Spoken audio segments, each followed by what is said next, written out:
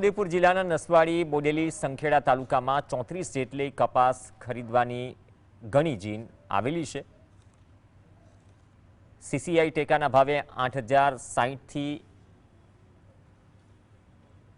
કપાસની ખરીદી કરે છે, પરંતુ સીસીઆઈએ 28 ફેબ્રુઆરીથી ખરીદી બંધ કરવાનો નિર્ણય લીધો, જેનો અસંતોષ જોવા મળી રહ્યો છે। ખેડૂતો ખરીદની તારીખ લંબાવવાની માંગ કરી રહ્યા છે। કહેવું છે કે તેમના ઘરમાં કપાસ રહી જશે અને ખુલ્લા બજારમાં ઓછા ભાવે વેચવાનો વારો આવશે।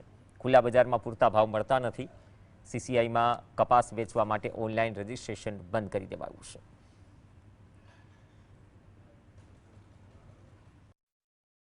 છોટાઉદેપુર જિલ્લામાં નસવાડી, બોડેલી અને સંખેડા તાલુકામાં 34 જેટલી કપાસની જીનો આવેલી છે। તેમાં સીસીઆઈ દ્વારા કપાસની ખરીદી કરવામાં આવી છે, પરંતુ 28 ફેબ્રુઆરી સુધી કપાસની ખરીદી કરવાનો નિર્ણય સીસીઆઈએ કર્યો હોવાથી ખેડૂતો મૂંઝવણમાં મુકાય છે। આપ તસવીરોમાં જોઈ રહ્યા છો, હાલ ખેડૂતો કપાસ વેચવા મોટી સંખ્યામાં આવે છે, પરંતુ તેઓને એક ડર છે કે સીસીઆઈ કપાસની ખરીદી બંધ કરશે તો બજારમાં સસ્તા ભાવે કપાસ વેચવો પડશે।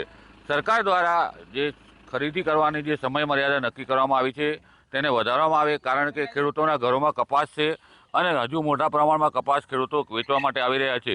ત્યારે સરકારના નિર્ણય સામે ખેડૂતોમાં રોષ જોવા મળી રહ્યો છે। હાલ જે સમય મર્યાદા છે તેને વધારવી જોઈએ તેવી ખેડૂતોની માંગ છે। રફીક ધણીવાલા, GSTV, છોટાઉદેપુર।